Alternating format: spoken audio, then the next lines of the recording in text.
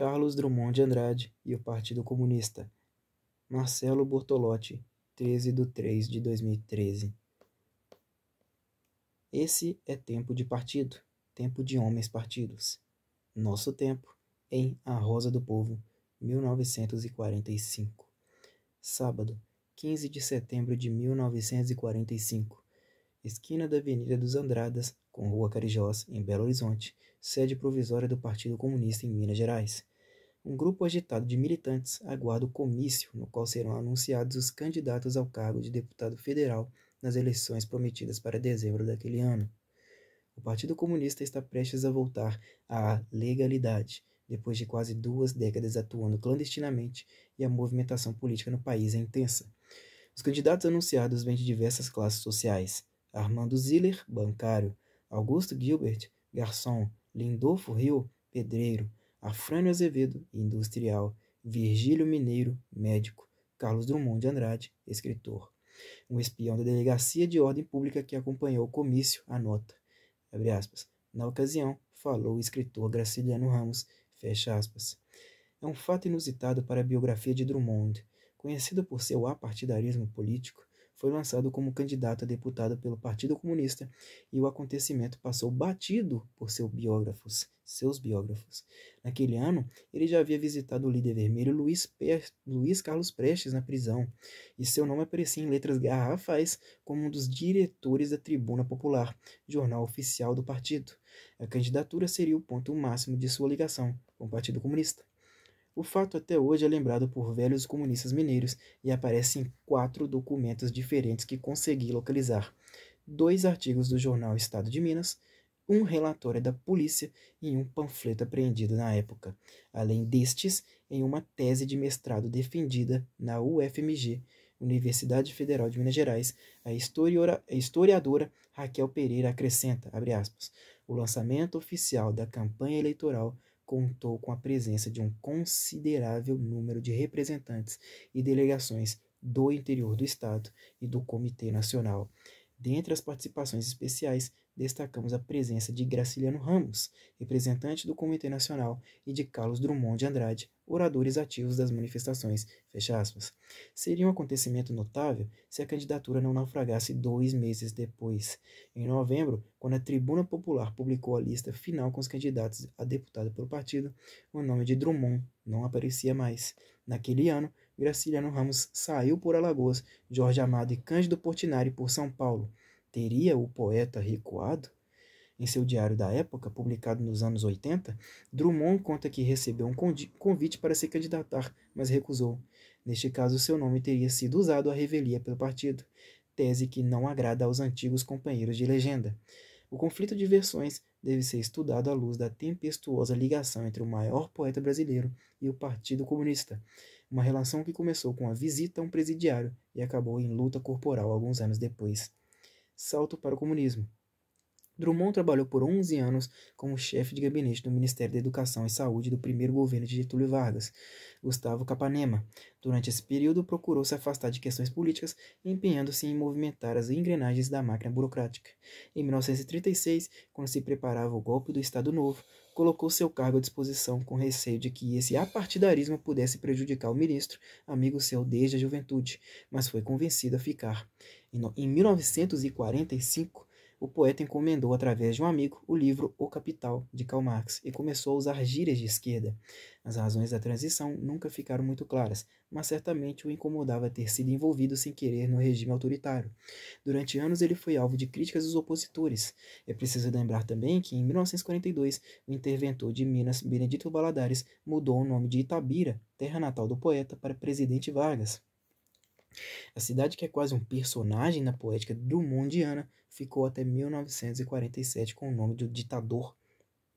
Num movimento brusco, Drummond saiu do gabinete para as fileiras do comunismo. Em 13 de março, ele se demitiu do cargo. 2 semanas depois, conforme anotou em seu diário, foi a chefia de polícia solicitar uma visita ao líder comunista Luiz Carlos Prestes. preso havia quase uma década pelo governo. O poeta e 2 amigos se anunciaram como intelectuais sem militância política, mas desejosos de viver politicamente os novos tempos, e pediu instruções ao grande líder. Depois de 15 anos sob o mesmo regime, o país estava prestes a ter eleições democráticas. Mas Drummond percebeu logo na prisão que o terreno da política é pantanoso. Disposto a lutar contra o ditador, encontrou Prestes falando em conciliação com Vargas. Nas páginas do diário, o poeta reflete sobre a complexidade desse universo que ainda tateava. Tudo isso é muito complicado e tira a minha naturalidade, a minha verdade pessoal, o meu compromisso comigo mesmo. Mas anda lá, quarentão inexperiente de política. Drummond continuava com ânimo para a luta. Em 1º de maio, aceitou o convite de Prestes para ser um dos diretores do recém-criado Tribuna Popular. Ele vestiu a camisa e logo na edição de estreia assinou um longo e laudatório artigo sobre Prestes. O poeta trabalhou por exatos 30 dias até começar a se sentir desconfortável na função. Dos 5 diretores ostensivos, parece que somente 2 o são de fato, mas não consigo estabelecer contato positivo com eles. Sem troca de ideias, sem orientação, as poucas coisas que redijo têm destino incerto, anotou no diário. O jornal pecava até nos pormenores. Entre 45 e 47, o nome de Drummond foi escrito errado 40 vezes, inclusive no expediente, onde era grafado como Carlos Drummond com um M só. Situação irregular. A divergência não o afastou definitivamente do jornal. Ele continuou trabalhando apenas como colaborador. Publicou poemas, traduções e manteve uma coluna de crítica literária. Mas seu nome persistia no cabeçalho como um dos diretores, embora ele houvesse se desligado da função no mês de junho. O prestígio de ter Drummond entre os dirigentes emprestava credibilidade ao veículo e ele não quis criar caso por isto. Em outubro, um golpe militar tirou Vargas do poder. No princípio de novembro, o jornal publicou um editorial em que criticava o golpe. Foi a gota d'água. No dia seguinte, o poeta enviou uma carta pedindo que seu nome fosse retirado do expediente. Homem de temperamento gentil, usou palavras bem medidas. Quiseram os amigos da tribuna manter o meu nome no cabeçalho, juntamente com os dos demais diretores. Não me opus a isso. Primeiro, porque eu não tinha divergências doutrinárias com a tribuna. Segundo, porque não desejava oferecer com o meu afastamento, embora insignificante em si, pretexto para explorações de inimigos da tribuna ou do Partido Comunista. Passaram-se, porém, alguns meses e perdura uma situação, a meu ver, irregular e que a própria tribuna terá interesse em normalizar, fecha aspas.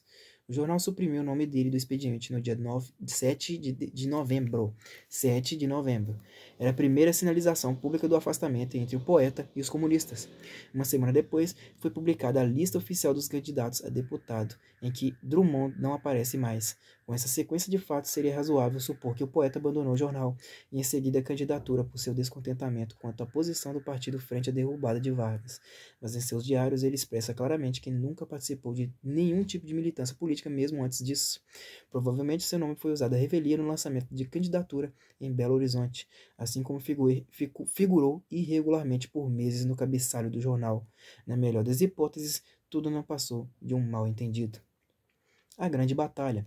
Mas a história continua. Nas eleições daquele ano, Drummond votou em Prestes para senador. Em 1946, assumiu a presidência do Ateneu Garcia Lorca, entidade ligada ao Partido Comunista, com a quixotesca missão de lutar contra a ditadura de Francisco Franco na Espanha.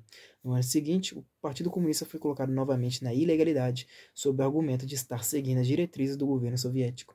Depois disso, o mandato de seus deputados, inclusive de Jorge Amado, foi cassado. O discurso da Guerra Fria, que apontava os comunistas como um perigo para a humanidade, impregnava o Brasil.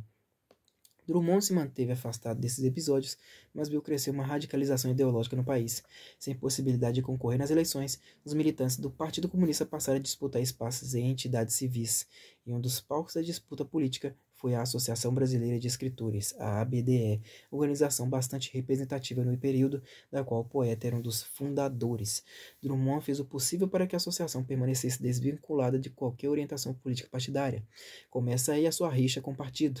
Em meia disputa, o jornalista e escritor Moacir Werneck de Castro publicou um artigo chamando o poeta de político frustrado, o que o deixou furioso. Em seu diário, pela primeira vez, Drummond refere-se aos comunistas como eles. Em 1949, o Congresso de Escritores da ABDE ganhou contornos de batalha.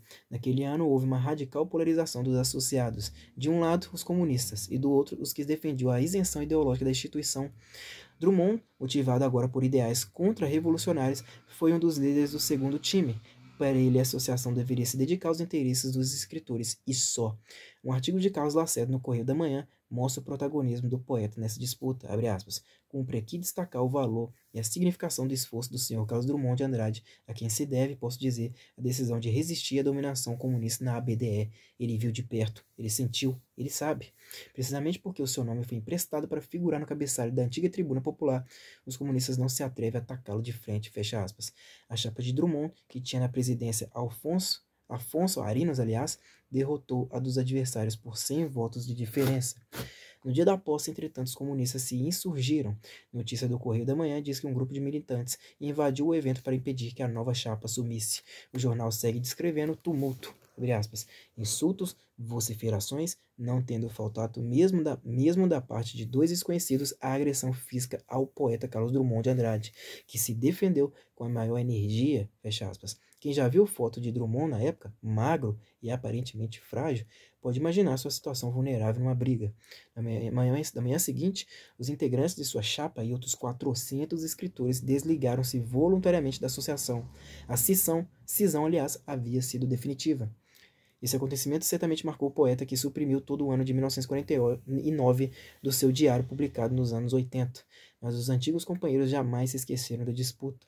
Nos anos seguintes, o jornal Imprensa Popular e a revista Fundamentos, ambos ligados ao Partido Comunista, passaram a dirigir desaforos contra eles.